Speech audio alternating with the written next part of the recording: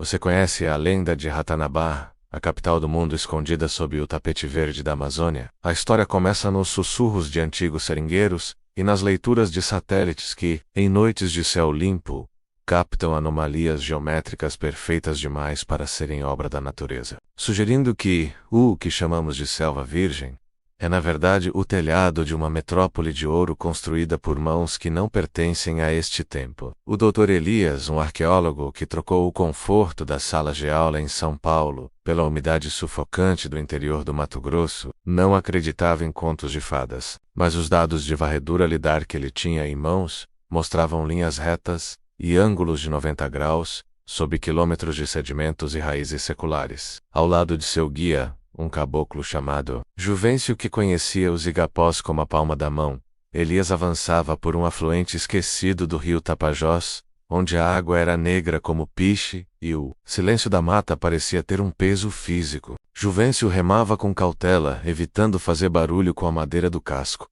e avisou em voz baixa que aquela região era evitada até pelos povos isolados, pois ali o tempo corria ao contrário, e as bússolas costumavam girar como se estivessem loucas. O calor era uma entidade viva abracandôos, com um bafo quente de terra molhada e vegetação em decomposição. Enquanto o arqueólogo conferia freneticamente seu tablet, notando que a interferência eletromagnética aumentava à medida que se aproximavam das coordenadas marcadas em vermelho. No coração da mata fechada após dias de caminhada abrindo trilhas com facões e enfrentando nuvens de mosquitos que pareciam querer drenar a própria alma, eles encontraram a primeira prova, um monólito de pedra negra polido como vidro, que emergia do solo entre as raízes de uma samaúma gigantesca. Elias passou a mão pela superfície fria e percebeu que não era rocha comum, mas um material sintético que vibrava levemente sob seus dedos, emitindo um zumbido de baixa frequência que fazia seus dentes doerem.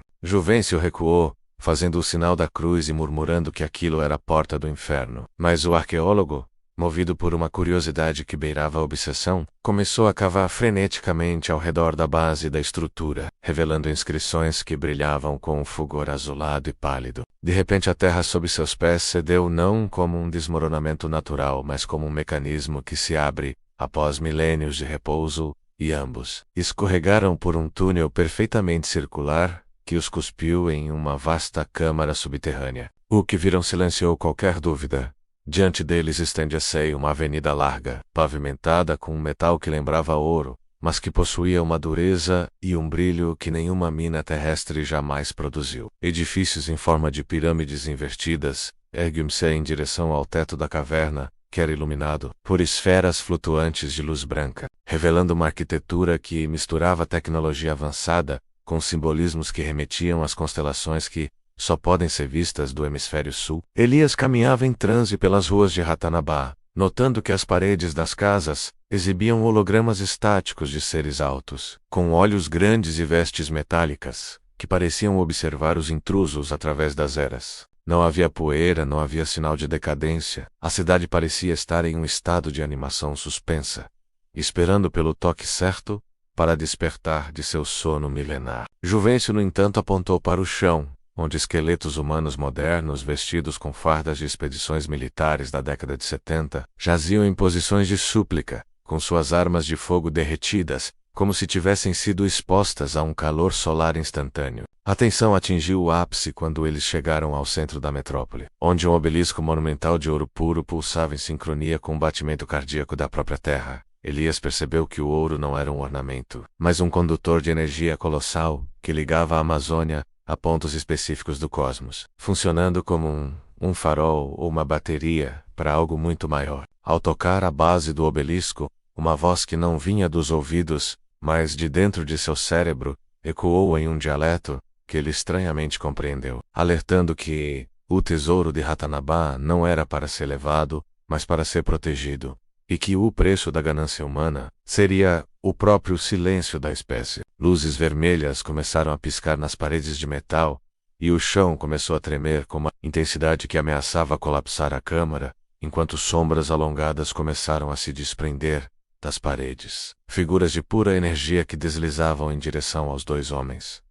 "Temos que ir, agora!" gritou Juvencio agarrando Elias pelo braço e arrastando-o de volta para o túnel de acesso enquanto o arqueólogo tentava, em vão, fotografar os painéis de controle que se iluminavam com mapas estelares. Eles escalaram com a força do puro desespero, sentindo o calor aumentar atrás deles, como se a cidade estivesse se selando novamente para evitar a contaminação do mundo exterior. Ao emergirem na superfície, a entrada da caverna foi selada por uma explosão silenciosa de vácuo, deixando apenas a terra revirada e as raízes da samaúma no lugar, como se nada tivesse acontecido. Elias olhou para suas mãos e viu que o ouro que ele conseguira raspar do obelisco havia se transformado em cinzas cinzentas em contato com o ar oxigenado da superfície, provando que aquela matéria não seguia as leis da química terrestre. Juvencius se recusou a dizer uma única palavra durante todo o trajeto de volta. E Elias, meses depois, foi desacreditado por seus pares, pois suas câmeras estavam queimadas e seu GPS marcava que ele nunca havia saído da margem do rio. Hoje quem navega pelo Tapajós diz que em certas noites é possível ver um brilho dourado saindo do chão da floresta. Um lembrete de que Ratanabá continua lá, observando a humanidade debaixo de nossos pés, esperando o dia em que o ouro que não pertence a este mundo será reclamado pelos seus verdadeiros donos.